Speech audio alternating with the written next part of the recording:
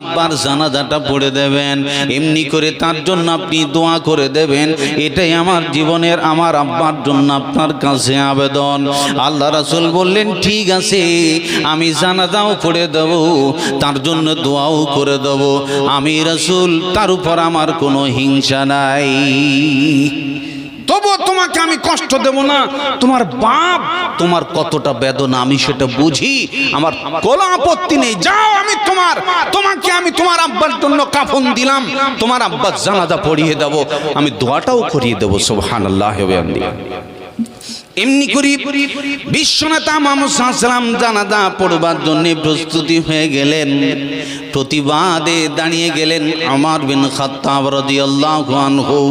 তিনি বলছেন, রাসূল গো, এরকম মুনাফিক লোকের জন্য তো আপনাকে আল্লাহ জানাজা পড়া নিষেধ করেছি, দোয়া করা নিষেধ করেছি, আপনি তার জানাজা পড়াবেন কেন? আপনাকে তো এরকম লোকের জন্য ফরিয়াদ আল্লাহ নিষেধ করেছি, আপনি তো এর জন্য জানাজা পড়তে পারেন না, আপনি তো এর জন্য দোয়া করতে পারবেন না। আমার রাসূল বলছেন, ওমর কান খুলে শুনে নাও, আমার আল্লাহ তাবারক ওয়া তাআলা এইভাবে বলেনি, আমাকে এইভাবে নিষেধ করেনি। বলে কিভাবে বলেছে? আমার আল্লাহ আমাকে এইভাবে বলেছে, ইস্তাগফির লাহুম আও লা তাস্তাগফির লাহুম ইন তাস্তাগফির লাহুম ৭০ মাররাতান ফালাই ইয়াগফিরাল্লাহ। আমার আল্লাহ তাবারক ওয়া তাআলা তিনি এইভাবে বলেছেন, তুমি তার জন্য ক্ষমা প্রার্থনা করো আর নাইবা করো। হাবিব রে, তার জন্য তুমি একবার বা দুইবার নয়, যদি ৭০ বারও প্রার্থনা করো, আমি আল্লাহ তোমার দোয়া কবুল করব না, আমি আল্লাহ ওই আব্দুল্লাহ ইবনে উবাইকে ক্ষমা দিব না। রাসূল সাল্লাল্লাহু আলাইহি ওয়াসাল্লাম এখানে দোয়া করলেন।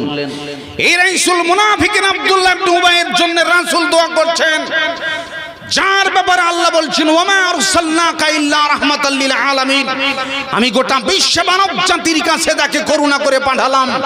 যে রাসূল আল্লাহর কাছে দোয়া করলে ক্ষণিকের ভিতরে সম্পদের ঢের লেগে যাবে, যে রাসূলের দোয়াতে আকাশ জমিন কাঁপতে পারে, সেই রাসূল সাল্লাল্লাহু আলাইহি ওয়াসাল্লাম আব্দুল্লাহ ইবনে উবাইয়ের জন্য দোয়া করছেন। আল্লাহ বলছেন, হাবিব তুমি দোয়া একবার নয় ১ থেকে ৭০ বার করলেও আমি আল্লাহ আব্দুল্লাহকে ক্ষমা করে দেব না। আল্লাহর রাগ দেখেন তার উপরে। দোয়া করছে আপনারা আমার মতন সাধারণ মানুষ নয়, স্বয়ং মুহাম্মদুর রাসূলুল্লাহ সাল্লাল্লাহু আলাইহি ওয়াসাল্লাম। রাসূল বলছেন, শুনেলাম আমি ৭০ বার কি অতিক্রম করে দেব, আমার আল্লাহ আব্দুল্লাহ কি যদি আজকে আমার দোয়াতে আমার কাফনে যদি ক্ষমা করে দেয় তো আপত্তি নাই।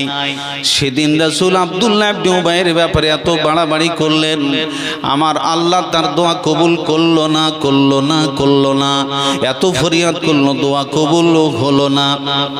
এতবার আল্লাহকে বললেন, আল্লাহ আজকে তুমি দয়া করে আব্দুল্লাহ ইবনে উবাইকে ক্ষমা করে দাও, দোয়া কবুল হলো না। আকাশ জমিনের নবী মুহাম্মদুর রাসূল সাল্লাল্লাহু আলাইহি ওয়াসাল্লাম তিনি দোয়া করলেন, এতবার চাওয়ার পরেও দোয়া কবুল হলো না। এখন আপনাদেরকে বলি, আমার আল্লাহ তাবারক ওয়া তাআলা সেদিন থেকে রেড সিগন্যাল পাঠিয়ে দিলেন, পৃথিবীর মানুষ শুনে নাও, হাবিব রে আজ থেকে এরকম লোকের জানাজা আর পড়তে পাবে না, এরকম লোকের জন্য আর তুমি ক্ষমা প্রার্থনা করতে পাবে না, এরকম লোকের জন্য আর দোয়া করতে পাবে না। ওয়ালা তুসাল্লি আলা আহাদিম মিনহুম মাতা, হাবিব রে আজ থেকে তাদের তুমি আর দোয়া করতে পাবে না, জানাজা করতে পাবে না, আর এরকম লোকের কবরেও কখনো দাঁড়াতে পাবে না। এলান জারি হয়ে গেল। তার মানে একবার আপনি জেনে রাখবেন ভালো করে, সেই সময়কার ইসলামের শ্রেষ্ঠ দুশমন আব্দুল্লাহ ইবনে উবাইয়ের রাসূল নিজে জানাজা পড়িয়ে দিলেন, নিজে তার গায়ের কাফন পরিয়ে দিলেন, অথচ রাসূল সাল্লাল্লাহু আলাইহি ওয়াসাল্লামের এই বরকত দেওয়ার পরেও, রাসূলের হাত দিয়ে জানাজা পড়ার পরেও কাজ কিছু হলো না। কারণ মালটাই ছিল ডুপ্লিকেট মাল। মালটাই ছিল নকল মুসলমান, মালটাই ছিল ধোঁকাবাজ মুসলমান, মার্কা ছিল, দাড়ি ছিল, কাটিং ছিল, মসজিদে যেত কিন্তু তার হৃদয়ের ভিতরে, দিলের ভিতরে একটা নোংরা পোকা ছিল, তার নাম মুনাফিকি রোগ। এটার কারণে রাসূলের দোয়াও তার জন্য কাজ হলো না।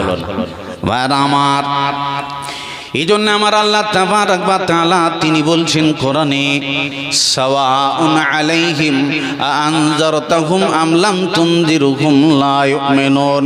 যদি আপনার দিলের ভিতর মুনাফিকি রোগ থাকে তাহলে আমি ওয়াজ করব, কাজ হবে না, আপনাকে বুঝাবো, কাজ হবে না, আপনাকে কোরআনের পাতা পড়ে পড়ে বুঝাবো, কাজ হবে না।